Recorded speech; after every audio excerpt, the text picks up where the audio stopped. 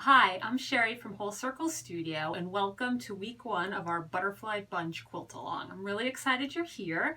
I'm excited for us to get started, so let's get into it. So the first thing, if you haven't done it already, you'll want to print out your Butterfly Bunch mini quilt pattern available at wholecirclestudio.com. So print that out. The other thing you'll want to do is print out pattern pages 1 through 6. You'll want to print out one page for every block, every butterfly block that you want to make. What I like to do is start by printing just one copy to make sure my scale is set correctly. PDF readers have a tendency sometimes to futz with the settings, so you'll want to print it at 100% or actual size, and how you know it's at actual size is by taking your ruler and measuring this 1-inch test block, and if it's 1 inch, then you're good to go.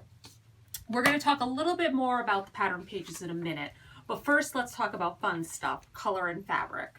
So get your coloring sheet printed out, and this you might want to print a couple of copies out to play around with.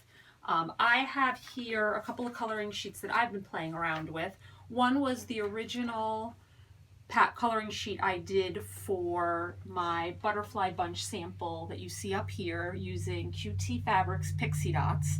So here you could see I like to use either colored pencils or just cut out different swatches and play around with it. So here you can see I did that, and I'm doing sort of 2 tones for the fabrics.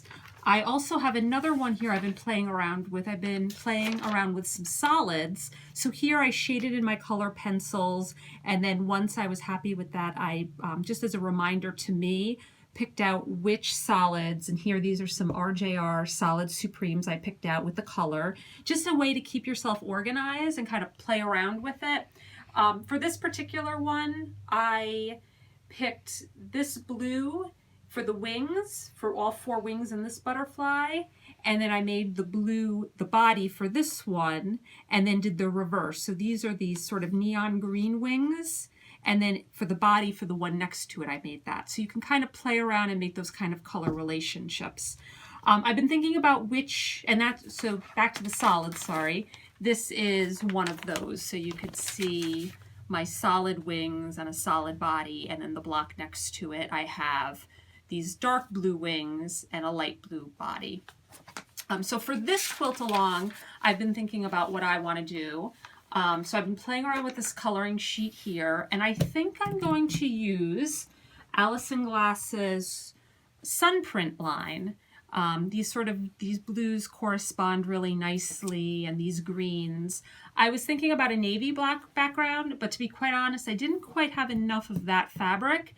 And so a happy accident, I pulled out a yellow, which is a color I never normally use. I don't know why I have just enough. I have about 1 2/3 yards of this, which will be just enough for the background.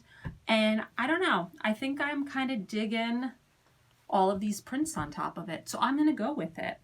So again, take out your coloring sheets, play around with it, play with colored pencils and colored swatches, and then see what you like. The other thing is you can then maybe make, if you're not quite sure, don't want to commit, use what you have. This is also really great with scraps. A fat 1/8 or fat quarters is really good for the butterflies. So use what you have, and maybe you just make a block or 2 to start with and kind of get the feel for it if you don't want to commit to fabric. Everyone's working at their own pace here. So once you're done with fabric this week, I also want you to prep your templates. So as I mentioned earlier, you'll need 1 set of pattern pages 1 through 6 for every block that you do. And with paper, foundation paper piecing, we're using the paper as a foundation. So once you sew on it, you can't reuse it. So that's the reason, 1 set for each block. So if you're going to make the 4 blocks in an arrangement, you'll need 4 page 1s, 4 page 2s, and so on. So I printed mine out.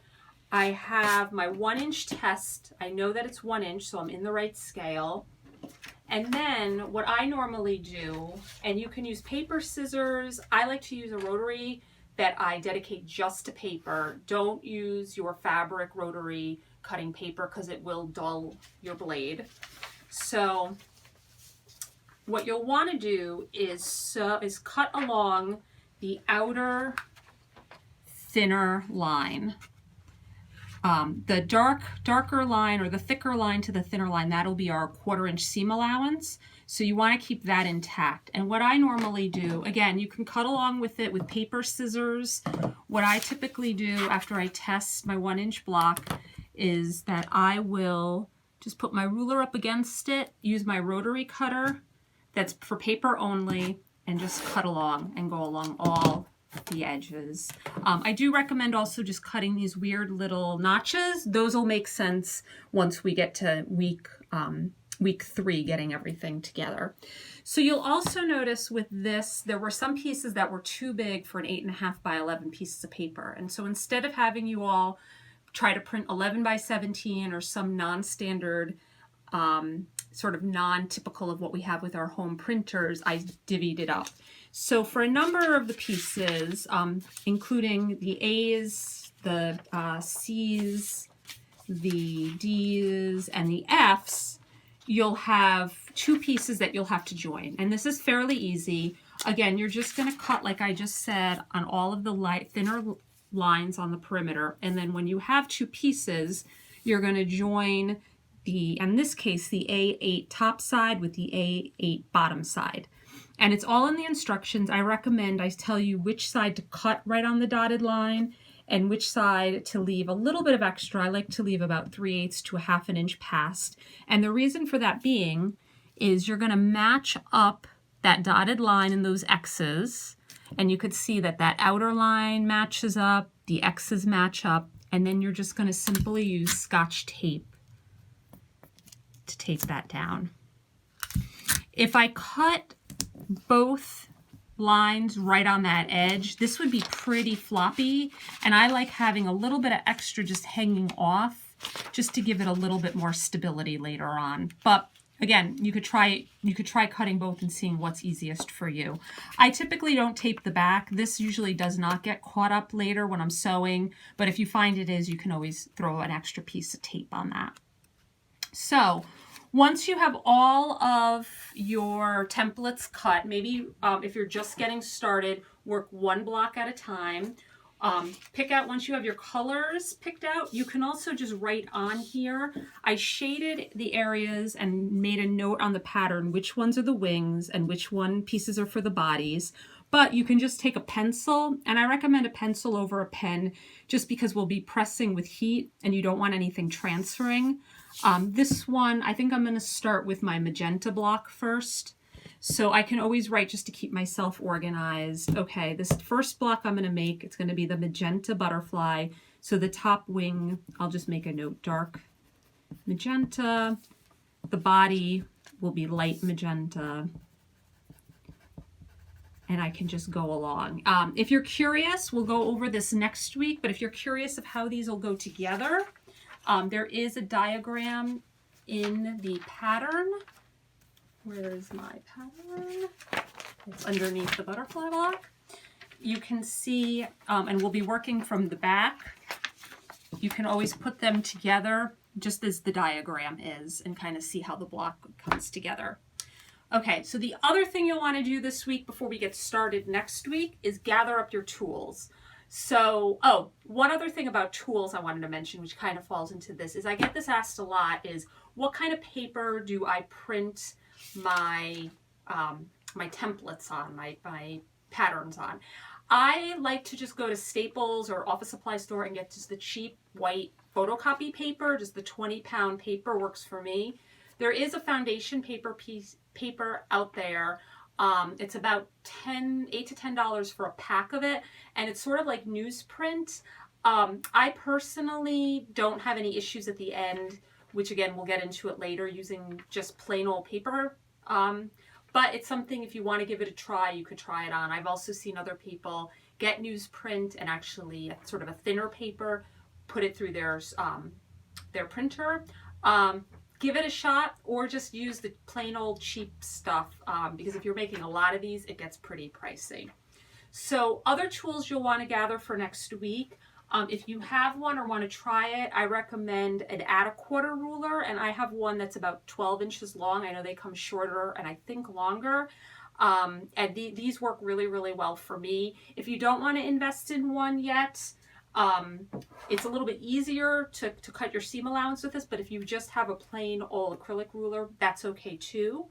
I also recommend trying out some water-soluble glue sticks. I really like these Soline, and I know Fons and Porter makes a glue stick.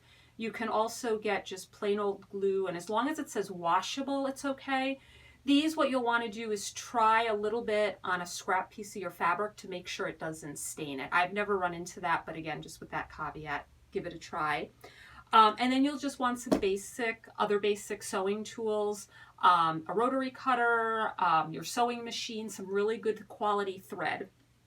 So this week's homework is get your pattern printed out, get at least one set of your pattern pages printed so we can make one block, get them all cut out and taped together, and gather up your tools, and of course, figure out your fabric. That's the really, really fun part. So get those all together. I'm also going to link in this blog post sort of a list of all the materials that you'll need in case you're not quite sure.